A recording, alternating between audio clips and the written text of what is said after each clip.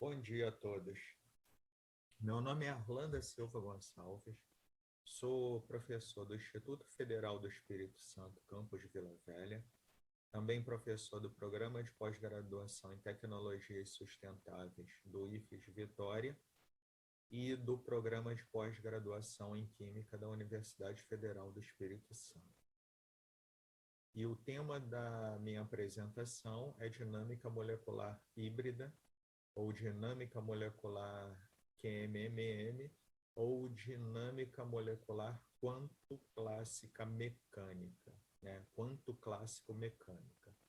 E antes de começar, eu gostaria de agradecer pelo convite à comissão organizadora, principalmente aos professores Murilo e Bianca. Tá? Antes da gente adentrar na dinâmica molecular híbrida, ou QMMM, é importante falar rapidamente o que é a modelagem molecular. Resumidamente, a modelagem molecular são simulações químicas e biológicas no computador.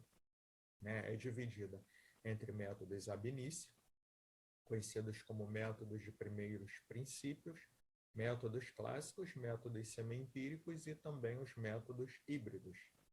Tá? Ela iniciou-se com lápis, papel e calculadora, e agregando-se todo esse conhecimento, mais as equações de Newton e de Erwin Schrödinger, em programas computacionais, a gente tem a modelagem molecular, que são as simulações químicas e biológicas no computador.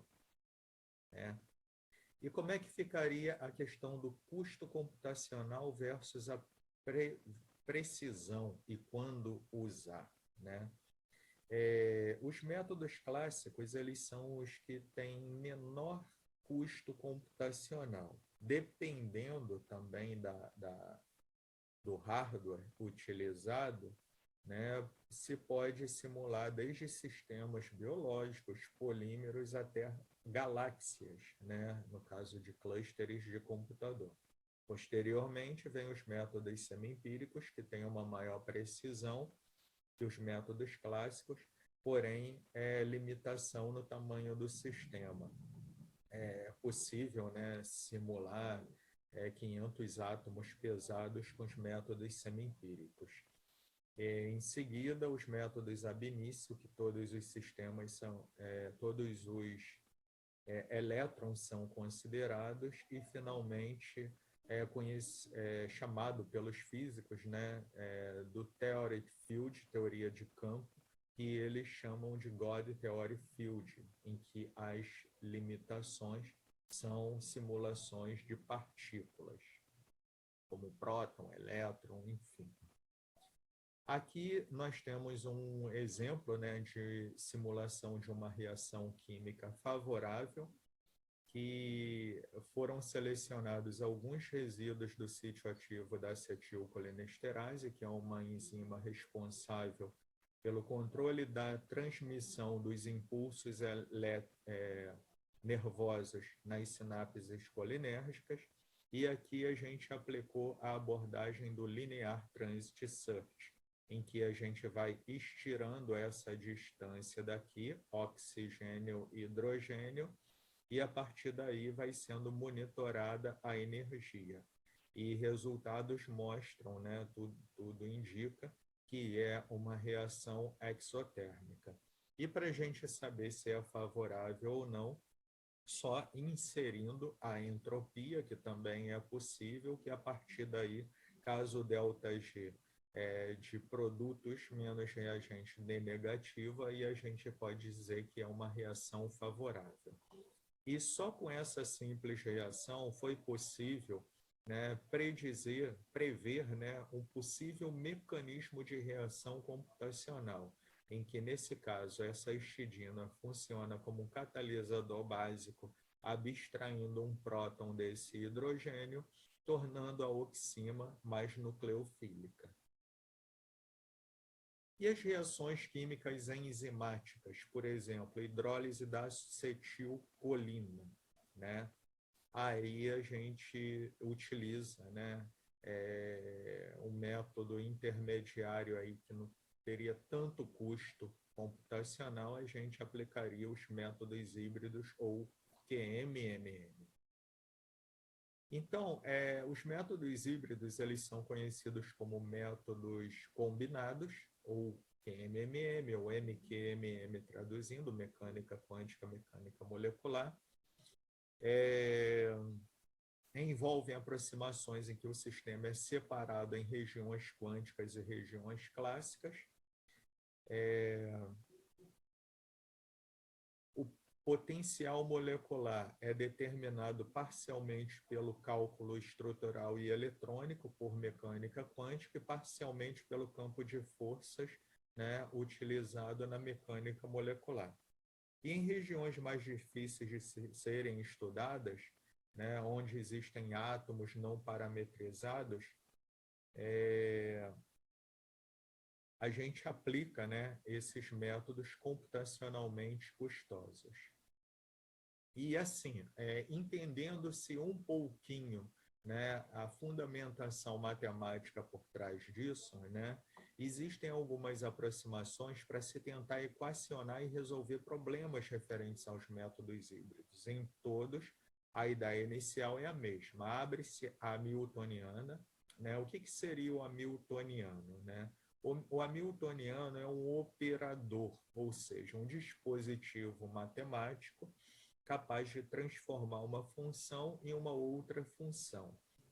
E no caso da equação de Schrödinger, aplicando-se o operador hamiltoniano na função de onda πc, a gente extrai algumas informações importantes, como a energia total do sistema.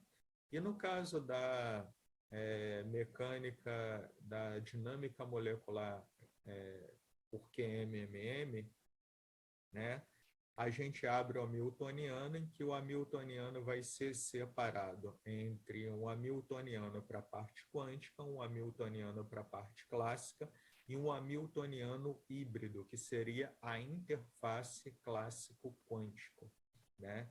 E a energia total vai ser dada aplicando-se o hamiltoniano principal na função de onda. Com isso, a gente vai ter a energia QMMM. E, assim, as interações eletrostáticas entre os elétrons, né, da região MQ e os átomos MM, e entre os núcleos MQ e os átomos MM, são incluídas na hamiltoniana do subsistema MQ. Tá? Não vou discutir detalhadamente essas equações, tá?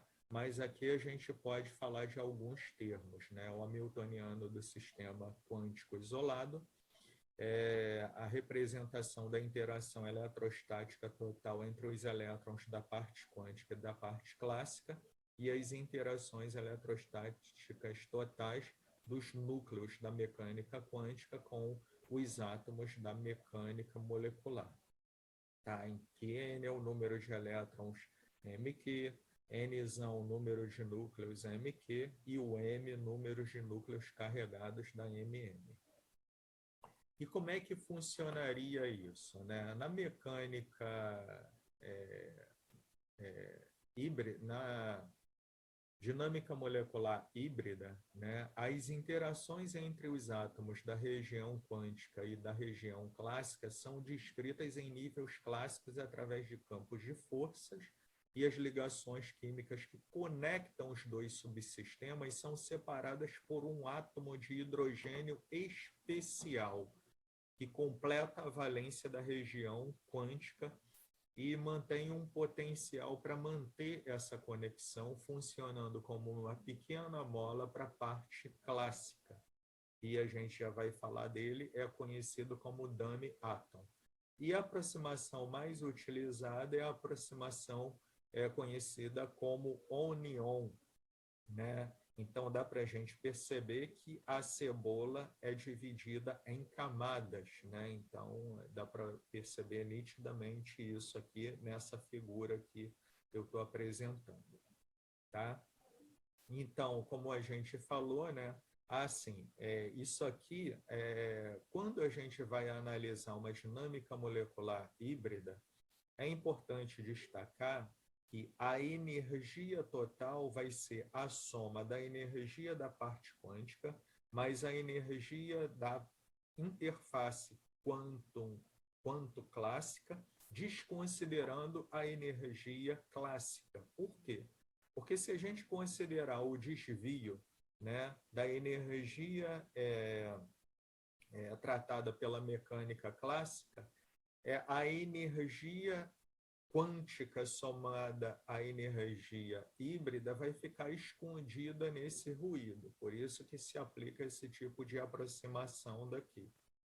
E como que funciona essa questão do átomo, entre aspas, de hidrogênio especial? Ele é conhecido como link atom, ou dummy atom, né? Traduzindo dummy, átomo postiço, que seria um átomo sem massa e sem carga para a parte clássica, mantendo só um potencial de Hooke, de mola, para manter a conexão, e como um átomo de hidrogênio para a parte quântica. E essa seria a nossa interface quantum clássica. E os programas pagos versus programas gratuitos, né? Desde o meu mestrado, eu utilizo a filosofia open source, o código aberto, sistema operacional Linux, né? Há vantagens e desvantagens, né, dos programas pagos e também dos programas livres, e que são, por exemplo, o programa pago basicamente assim, é muito simples de usar, são programas amigáveis, conhecidos como user-friendly, porém, são caros, normalmente são caros, e não permitem a gente fazer algo além do que esses programas fazem.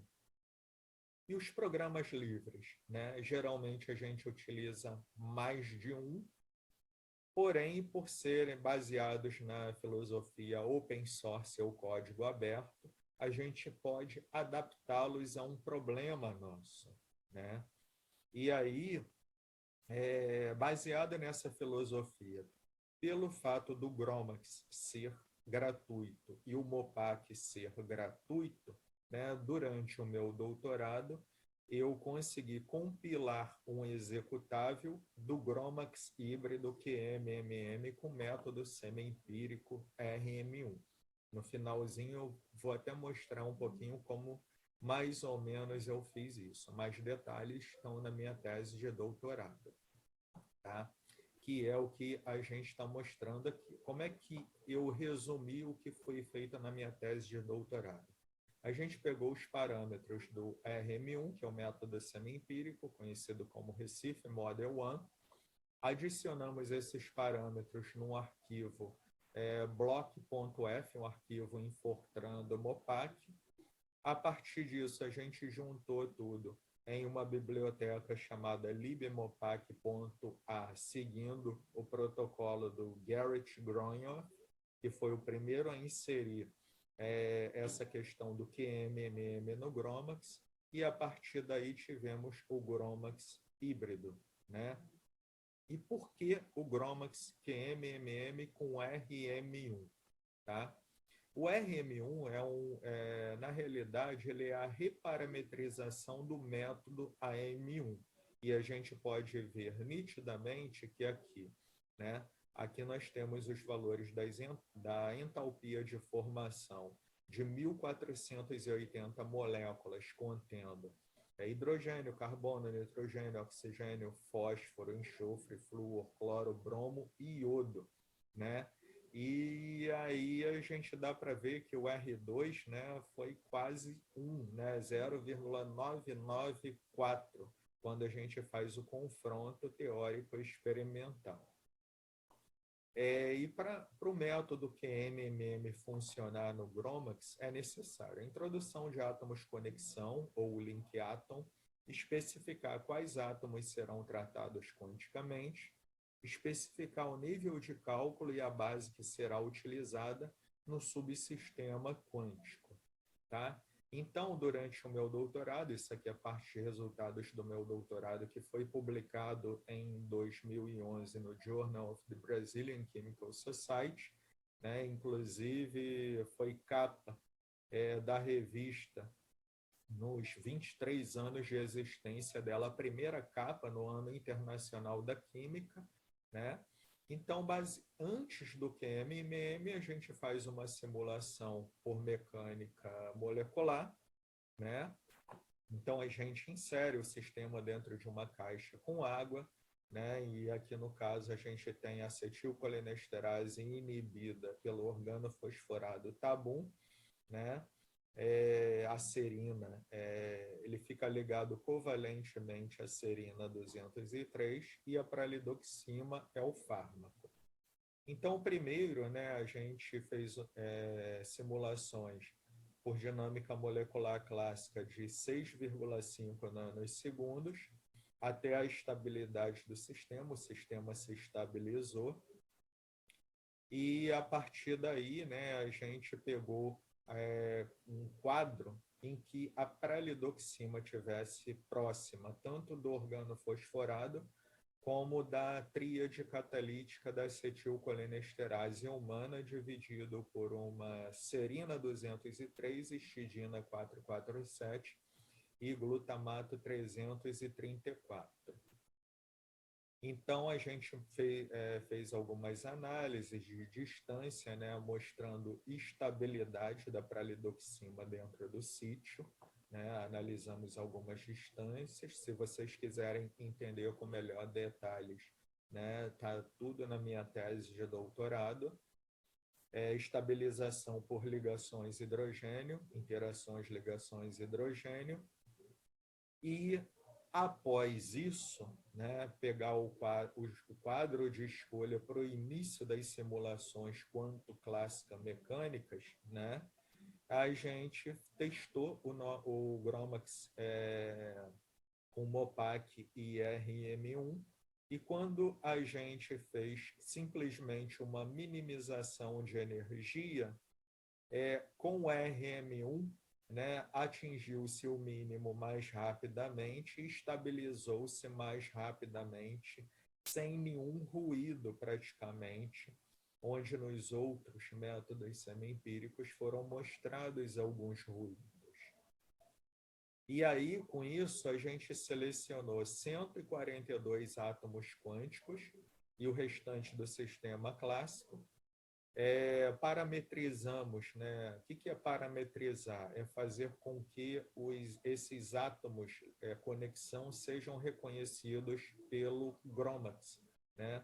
Então, parametrização dos átomos conexão, simulações a 310 Kelvin em 1 atm, que são condições biológicas, adição de 5 contra-íon sódio para neutralizar o sistema e utilização e não de restrições de distâncias, né?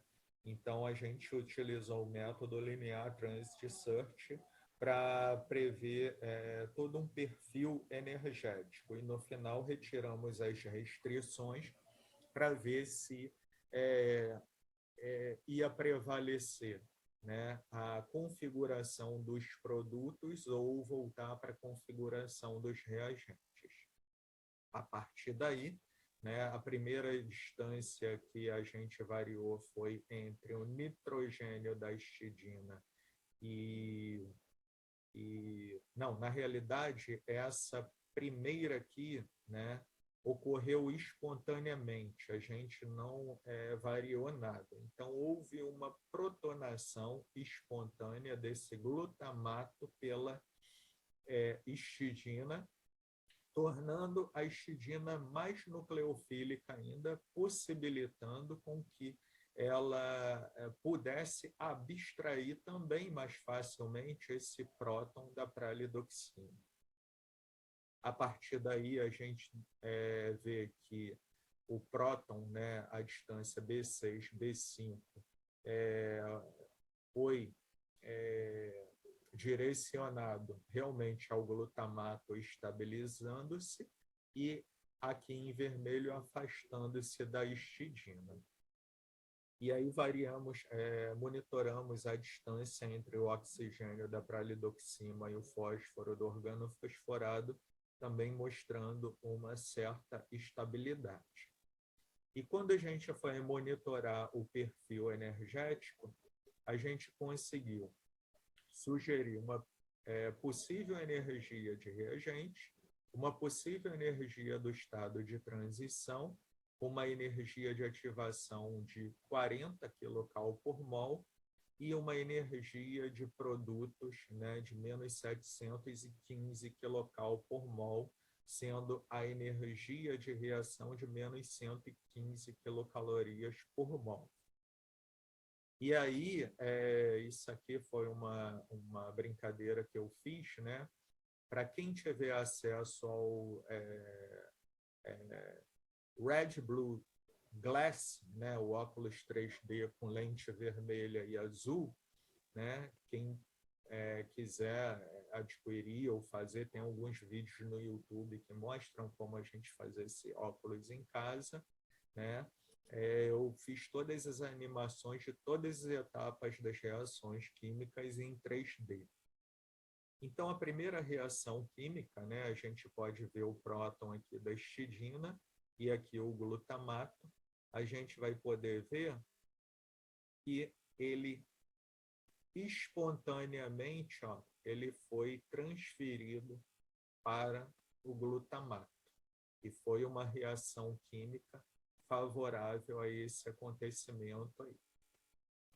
Uma próxima reação, nesse caso aqui, a gente variou a coordenada B1, B4, aproximando com uma restrição de distâncias e, posteriormente, retirando essa restrição de distâncias para ver se ia tender à formação de produtos ou retornar à formação dos reagentes.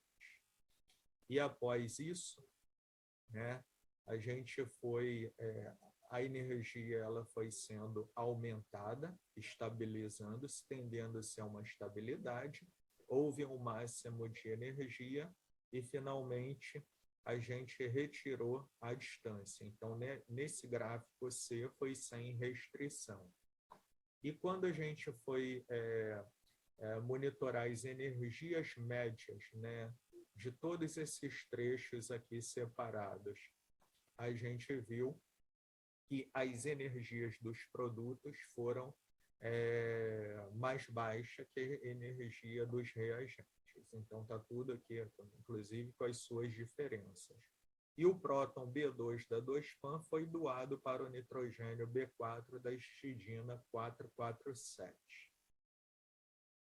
E aí, para a gente monitorar essa etapa, dá para a gente ver aqui, que ao aproximar, né, o oxigênio da pralidoxima desse nitrogênio da serina, houve um momento que aconteceu, né, a transição do próton da pralidoxima para esse nitrogênio da histidina. E quando foram retiradas as restrições, né, a pralidoxima permaneceu na condição de produtos.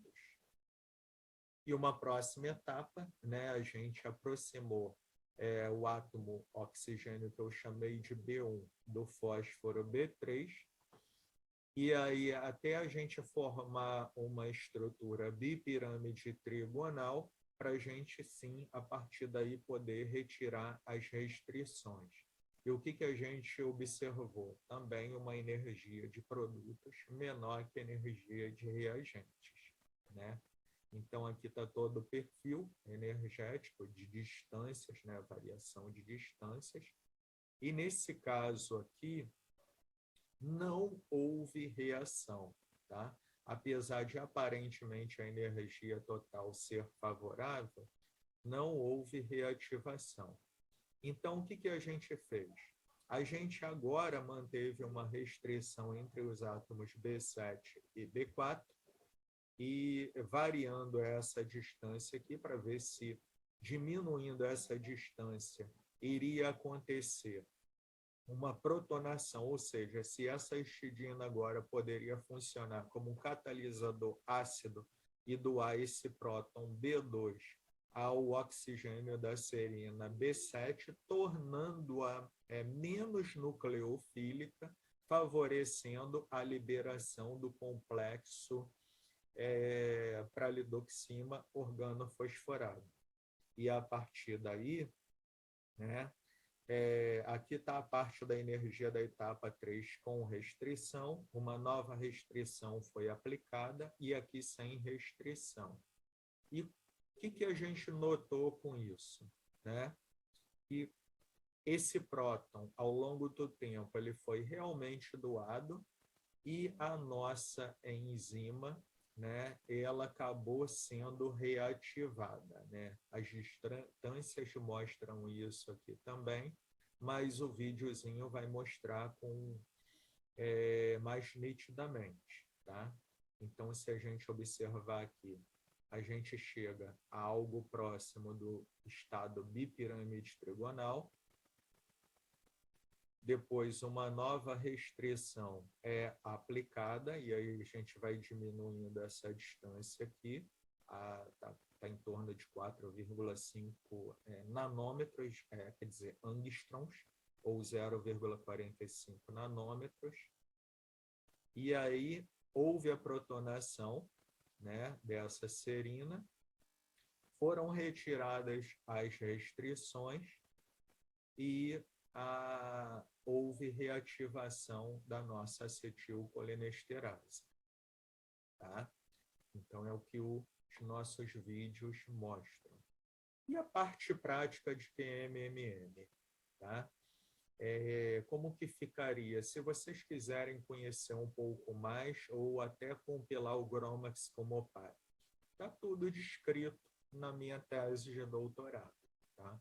Bastaria descarregar o arquivo compactado GROMACS, né, do endereço eletrônico da página do GROMACS, entrar na pasta onde se encontra o pacote computacional, descompactá-lo, usando o comando tar, tudo isso no Linux, adquirir do endereço eletrônico openmopac.net o programa Mopac versão 7, que só esse funciona com RM1, colocar os códigos fontes gmx, mop.f e descartes.f, modificados pelo Garrett Graham, né, no subdiretório mopac7/fortran, abrir com o editor de texto o arquivo mopac7 fortran block f e substituir os valores das integrais, né, do método AM1 pelos do RM1 disponibilizados no arquivo rm1.rm1 e compilar todos os arquivos, exceto os arquivos de mopac.f, moldat.f, derive.f, que estão na pasta mopac/gfortran com o comando F77-O2-C *.f. A partir dos objetos criados, convertê-los na biblioteca libmopac.a, utilizando o comando AR, né, e o runlib, e passar o arquivo libmopac.a para a pasta onde foi descompactado o GROMACS, né, e aplicar esse comando, dar um make install, make links e make dist clean. E esse procedimento, gente, é trivial? Não. É muito difícil. Só eu, durante o meu doutorado, foram 3 anos do doutorado só para botar esse GROMACS híbrido para funcionar. Não foi uma tarefa fácil. E aí, eu disponibilizo para vocês o ARLinux de Arlan, que foi uma compilação do Linux que eu fiz, que é MMM, né? O melhor é se puder instalar, eu disponibilizo ele para vocês nesse link daqui, também vou disponibilizar esses slides de apresentação. Tá? Na realidade, aqui são arquivos de um curso que eu já dei aí na Faculdade de Farmácia há um tempo atrás. Tá? A instalação do ARLinux está aqui. E aí eu dei como sugestão aqui construir um peptídeo no Pymol, né, o o ácido glutâmico ligado a uma alanina ligado a um glutamato, agora desprotonado. Inseri-lo em uma caixa com água, neutralizar a carga total do sistema, minimizar classicamente, dinâmica clássica de 1 nanosegundo é suficiente? Depende, tá? Nesse caso aqui, só como uma escola, né, para vocês tentarem aprender a reproduzir ou pelo menos a utilizar os métodos híbridos quanto clássico-mecânicos, né, para uma escola, né, um treinamento é suficiente. E como é um pequeno peptídeo, né, se ele se estabilizar nesse um tempo de 1 nanosegundo, é suficiente sim. Aí viria as etapas de análise de resultados, né, que já se conhece, né, quem tem familiaridade com o GROMACS aí, vai conseguir facilmente analisar os resultados. Usar o arquivo como arquivo input as coordenadas finais da dinâmica clássica ou referente a um quadro favorável a uma possível reação química, modificações dos arquivos TOP e MDP, que eu descrevo muito bem na página 162 da minha tese de doutorado, para simulações por dinâmica molecular, que é MMM, de forma que o peptídeo seja tratado quanticamente, o restante do sistema, no caso as águas, íons e tal, classicamente. E executar uma dinâmica híbrida de 5 picosegundos, e aí viria a etapa das análises clássicas, né? Todas essas análises já foram feitas e disponibilizadas nessa pasta aqui do Dropbox. E aí, parte 3, usar como arquivo input as coordenadas finais da dinâmica clássica ou referente a um quadro favorável, modificação dos arquivos TOP, né, de forma que a metade do peptídeo seja tratada quanticamente e a outra metade classicamente, e o restante do sistema classicamente, né? E aí vem a etapa do átomo, dummy atom, né? Também todas essas pastas disponíveis, né? Dentro desse AR Linux, na pasta user local escola, né? Então, todos os arquivos protocolos já estão disponíveis também nesse AR Linux, né? Que eu compilei aí para vocês. E aí executar uma dinâmica molecular QMMM, né? Ou rodá-la novamente, que já está pronta também nessa pasta daqui. Peculiaridades do GROMACS QMMM-RM1, né? Ele só funciona para os métodos semi-empíricos, MNDO, AM1, PM3 e RM1. E se quisermos usar o DFT 631G, Hartree-Fock 631G estrela, MP2, MP3, Double Zeta, etc., né? E se quisermos simular a proteína, né, mas a primeira capa de solvatação quanticamente, e usar, por exemplo, o DFT 631G, é possível? Sim. Atualmente, né, na página do GROMACS, é mostrado como se compila o GROMACS com Orca, né? E com isso a gente pode utilizar, né, uns métodos bem recentes, o Hartree-Fock 3C, por exemplo, e o acho que é BF98, alguma coisa assim, né? Que são menos custosos computacionais do que os métodos convencionais, aí, ab initio, ou o próprio DFT, né? Então, já tem tutorial de como compilar o GROMACS com Orca, né? Inclusive o GROMACS em uma versão 2016 com Orca, né? Tudo explicadinho na página do GROMACS e até do Orca. E também dentro dessa atualidade, nós temos o método Mosaime, né, em que a gente pode tratar uma proteína inteira, inclusive com a capa de solvatação, que está muito bem descrito na literatura, através do MOPAC, aplicando-se, por exemplo, o método RM1 ou PM7. E a confiabilidade ou credibilidade da modelagem molecular. Tá? Em outubro de 2013, foi Prêmio Nobel em Química, né, em que,